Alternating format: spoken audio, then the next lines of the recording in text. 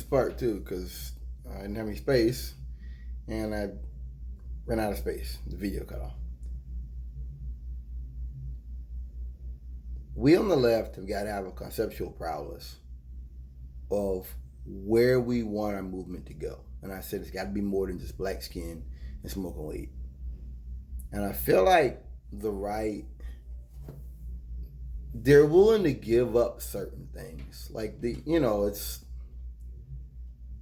they don't want to give up those things, but they know that we can give them this and things will go back to normal. Things will slow down. Whereas for me, I don't want to go back to normal.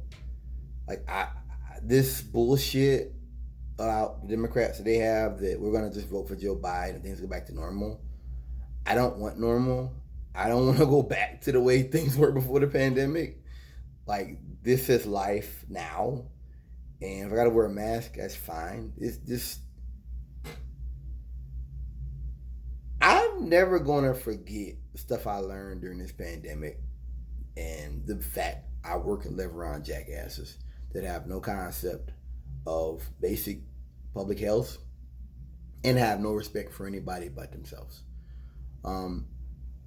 Voting Joe Biden as president isn't going to change that. It's not going to change people's ignorance. It's not going to change climate change. It's not going to change any of that.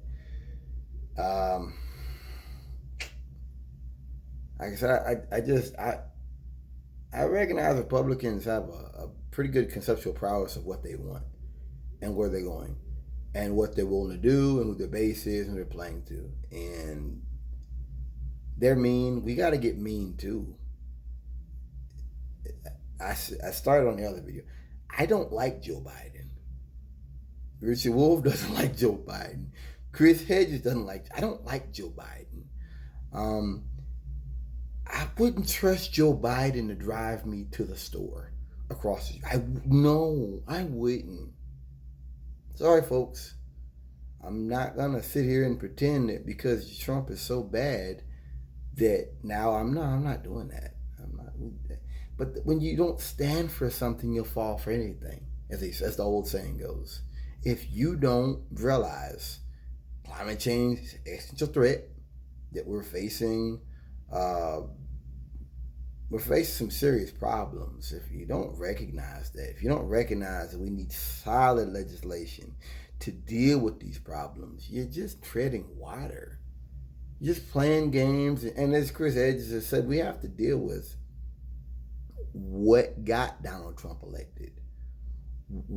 Why so many people were so willing to vote, to accept a politics of cruelty. What did the Trump support? What did that guy say in the interview? What did he say? Trump's not hurting the people he needs to be hurting. That's it. He listen, they know that Trump isn't going to make them rich. They know that.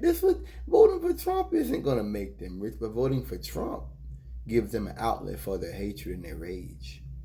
And that's what this was all about from the beginning. That's what kind of dumbass thinks that putting tweets from the president about liberating states wouldn't lead to violence? You have to be pretty fucking stupid to not understand that was a dangerous precedent to set for a president to say liberate these states. That was dangerous. And he knew, and that's why that's something I've said from day one. The things Trump's saying and the moves he's making will cost lives. A lot of them. And he knows that. I said that a year ago on here. This is, they know the game they're playing. And they're, there's a video that Benjamin Dixon's, he blown a couple nights ago. We talked about Trump is willing to get everybody around him sick with COVID in order to show the world he's a hard man. He's a strong man. I don't care about that. If you're working for Trump, if you're in the White House, you get what you deserve. Period, point blank. This bullshit, no, dude. you get what you deserve. If you choose to stand with this man, you get what you deserve. But I think that's kind of sad. You know, I think that's kind of sad that you don't even have the respect for your own. That's kind of sad, right? That's some sad shit. That you don't even have the respect for your own employees and your own people to be like, all right, look, I wear a mask. Like, all right, I'm gonna do this, I'm gonna do that. I'm gonna, I don't care about those people, but I care about people that work for me. But this is what we're dealing with.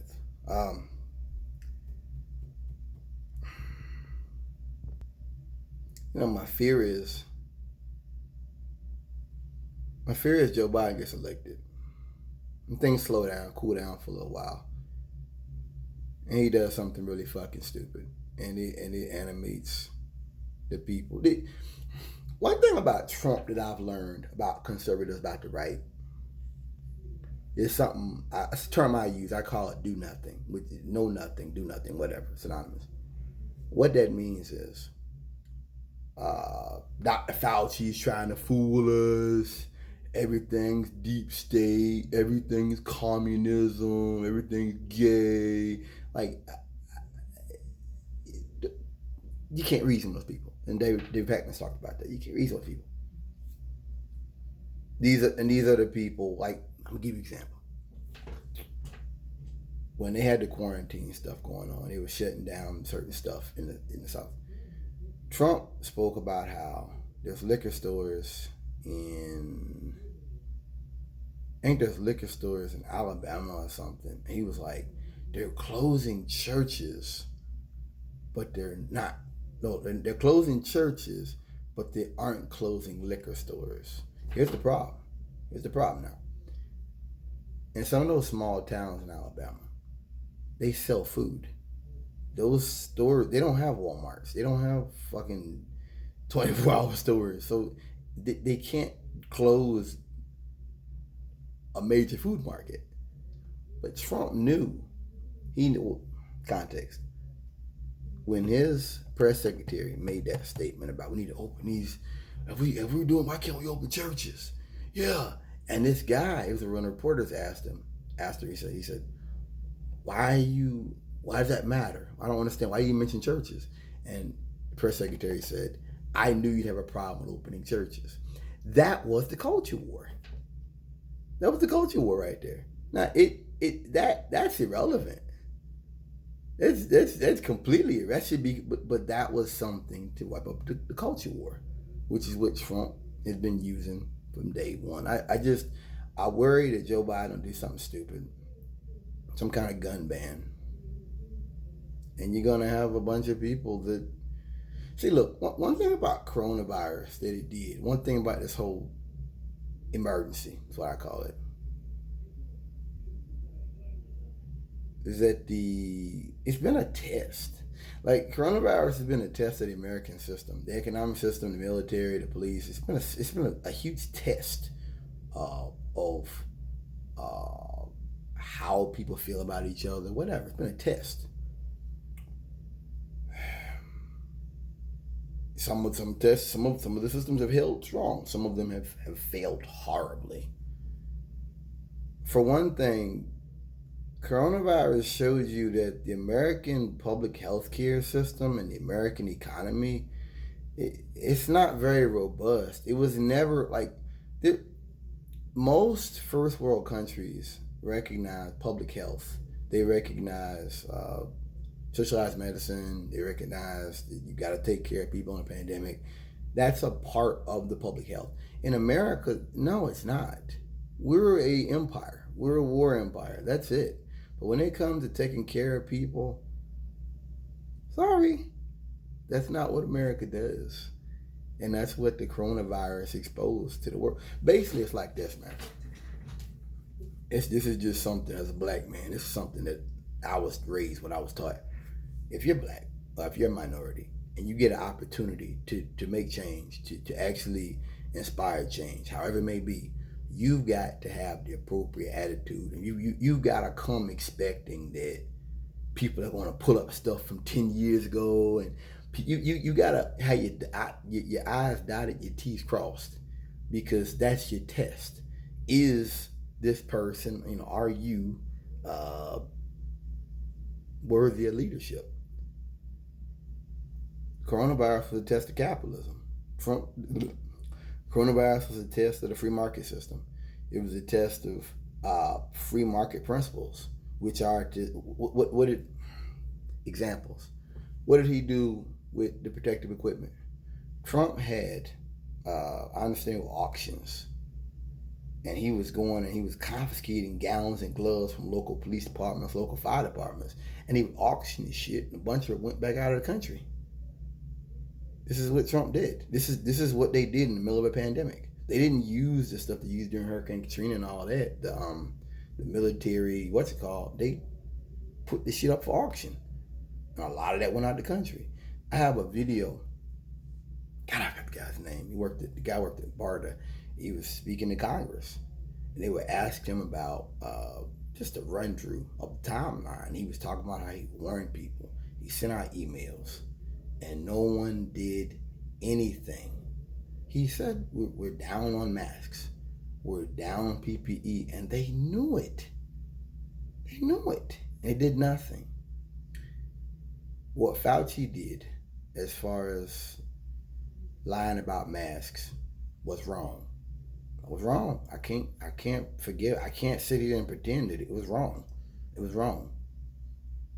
But I wish the public talked as much about that context. In the beginning of the pandemic, he said that masks didn't work, and we know that was untrue. I had a mask back in March, but he talked about that. There was because if anybody went out and bought masks, the first responders wouldn't have been able to get masks themselves. So that was wrong. I don't agree with it. And if you're upset about that, that's fine. But if you're a redneck and you're trying to say that Fauci did that and he's making up stuff just to fool rednecks, you're a fucking idiot. If you think that Fauci got what 3-4 college degrees to fool some rednecks in Kentucky somewhere, you're a goddamn idiot. Period. Period. Point blank. Period. Full stop. Pump the brakes. He made mistakes, and we all did. I think everybody did. I think the world was woefully unprepared. See, it's like climate change, isn't it? It's like, okay, the idea of a worldwide pandemic, the probability of it was so low that why would we spend money, time, resources, training to prepare for a walking pandemic, right? Because, the probability is low. And then it hits. Damn. And now we're looking at possibly a worldwide famine. We're looking at a lot of stuff coming up in this next year. We're looking at probably a second wave here. That's a real possibility.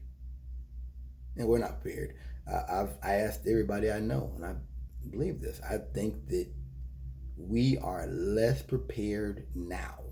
If this thing went airborne, if this thing got bad, than we were in March.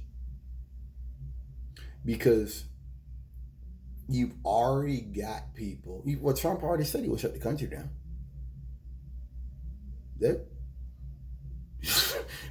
Let me start there. Let me start right there. How the hell can a president make a definitive statement like that about an event that has not taken place yet?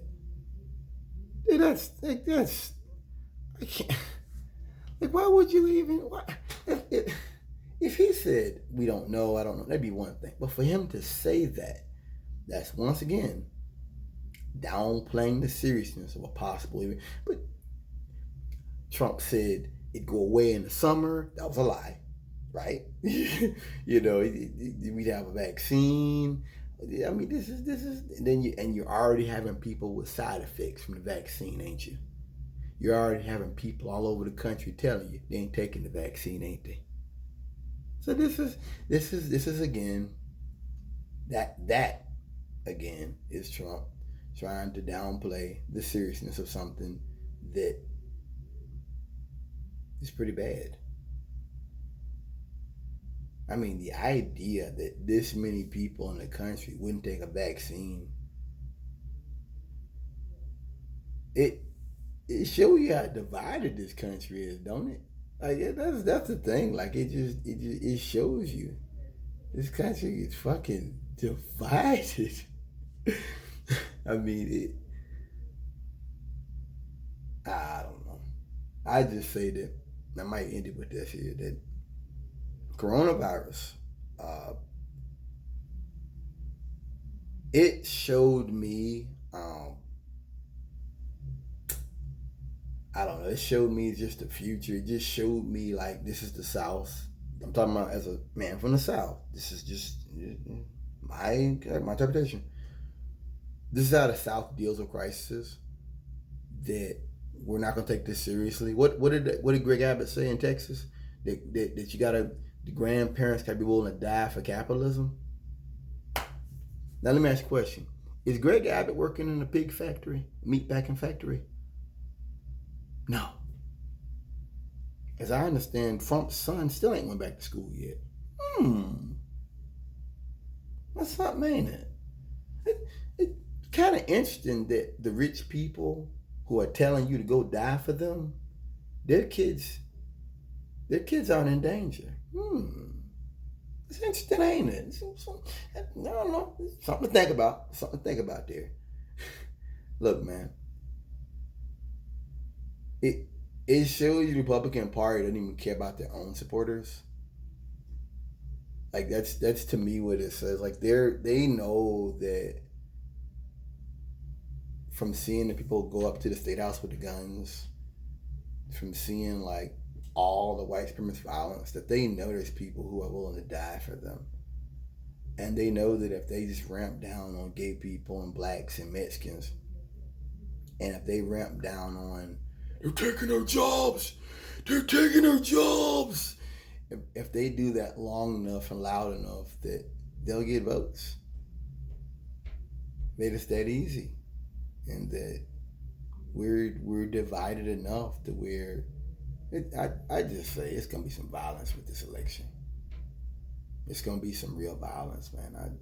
Ain't no two ways about it. Get ready, get yourself ready. This thing is gonna be ugly. Because even if Trump loses with a landslide, I don't know, man. One thing point I make about this violence is that it doesn't take a lot of people to do that. Timothy McVeigh, Eric Rudolph, the guy that was putting the bombs in the mail, the MAGA bomber, the Boston bombers, the Tsarnaev brothers.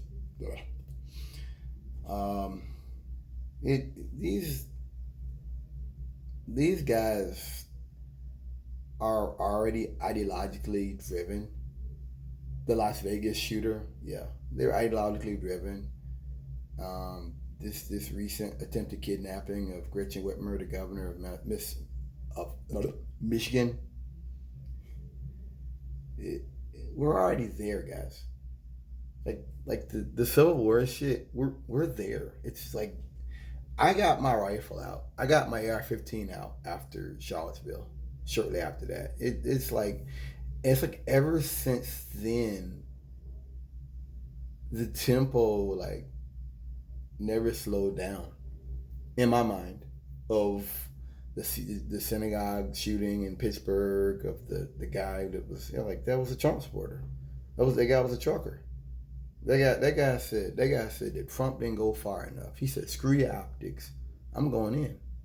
Like it just these people are already here.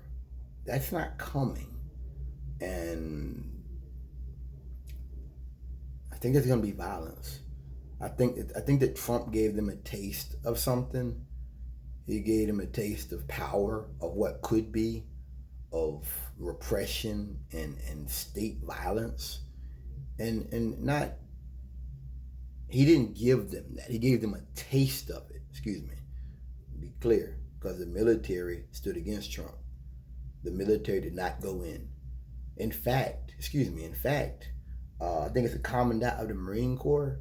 They got policy now that if you're working up in DC, in that area, you can't even wear camouflage unless you're like doing drills or something, which is because they were concerned about martial law and all that. Like, they went out of their way to show the country, we are not down with this fascist bullshit. We are not down with a president that uses the military for optics. I have to respect that. I mean, you had retired generals coming out saying like, hey, no. Even Mattis, that's Trump's guy. Even Mattis came out and told you that he'd never seen a president that divided as much as Trump.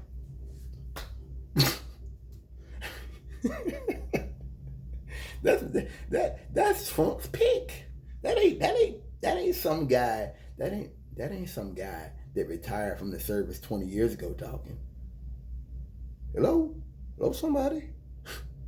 So you got the military. They've pretty much said they're gonna stay out of this stuff. You've got retired military, because honestly, look, man, the military can only say so much because Trump can fire them.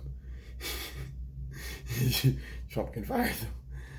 But the little bit that because one thing about me, I'm a socialist.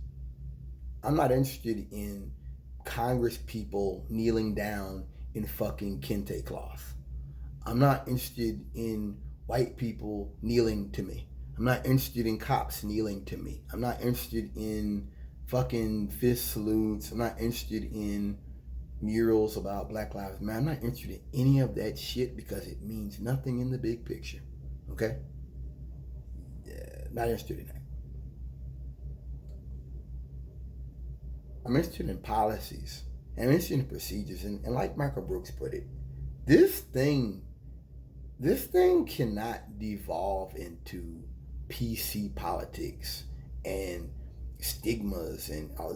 We can't do that. I don't want socialism to become a plaything for the rich. That's what that is. If you as a black person, if all you're talking about is, well, I don't want policemen choking people and I want to smoke weed, I'm not with that. I'm not with that, because I've said it before. They can give you they can take down the Confederate flags tomorrow. Walmart banned them. They can take Confederate flags down. They can take down all the Confederate statues, all the Confederate monuments and emblems. They take all that down. They can give you Candace Owens and Kanye West, and they'll sit around and say, see, black man, we're not racist anymore. See, we're not racist. So why are you still in the ghetto, and why are you still sagging your pants? They'll tell you that. I can't argue with that. I'm not saying they will. I'm not saying they will. But I'm saying that white supremacy this is not about optics.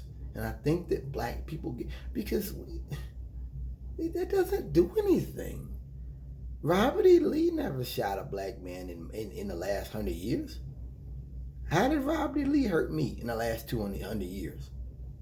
He hasn't. What did Robert E. Lee do to my grandfather? Nothing. What bills did he create? Nothing. Okay?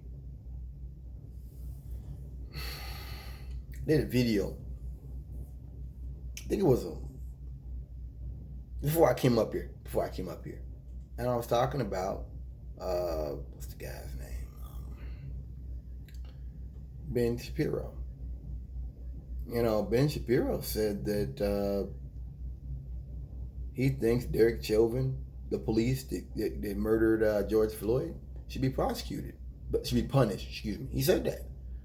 Ben Shapiro said that, we should take down the Confederate flag. The Confederates were mean people. They were mean guys. You can't talk about the art right without talking about Ben Shapiro. Gavin McInnes, another guy I'm thinking. You can't. You can't. The fact they're saying that shows you that the right has shifted. I'm not talking about rednecks. I'm talking about the right. They have shifted. They are beyond this. Now, I'm not saying that to say that he cares about black people. He cares about racism. But what I'm saying is they've shifted gears. We got to be shifting gears too. You know, they white supremacy, they look 20 years down the road. You know, that's I guess I guess that's why I was so shocked when Trump stopped, pulled out of discussion on the stimulus. I was like, wait, does he know what he did? Like, wait a minute. Wait a minute. Do you realize what you just did? The businesses and all that, the businesses that are going to fold and collapse, people that are depending on that money,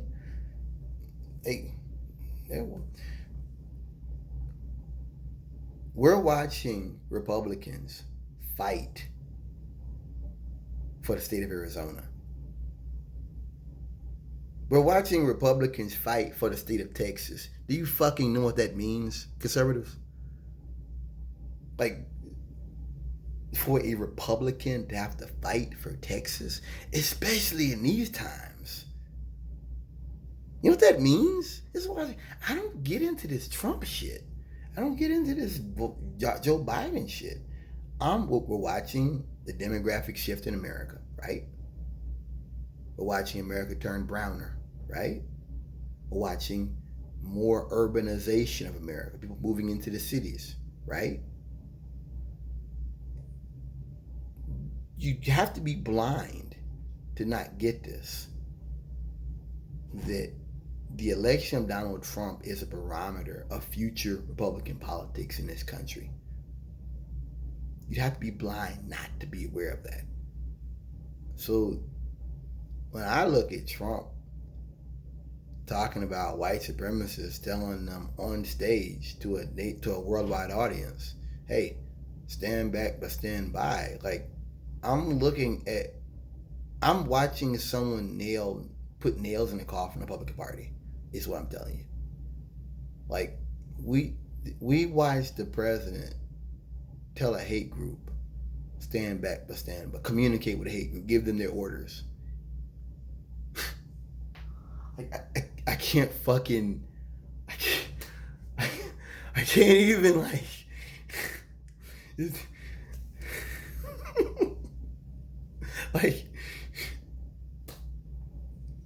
like did someone gotta tell them, oh, we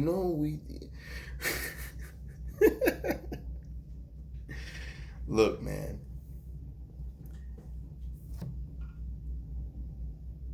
if Trump doesn't win Texas,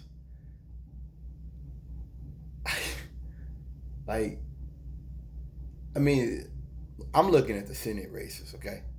I'm looking at Senate races. I want us to get a supermajority. I'm looking to see fucking Lindsey Graham lose in this election. I'm looking to see what's the guy's name in Kentucky lose. Like, I don't care about Joe Biden. I don't.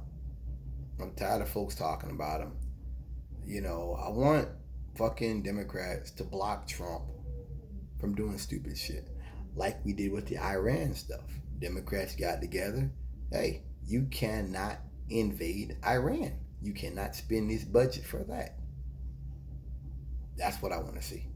But voting Joe Biden in, it's just, what's the word for it? It's whataboutism. This is the whataboutist election. Like, that best word I have. This is whataboutism. Yeah, it's like, I got an old white man too. Yeah, I got an old white man that, like, I don't like Joe Biden. I don't respect him. I would, no.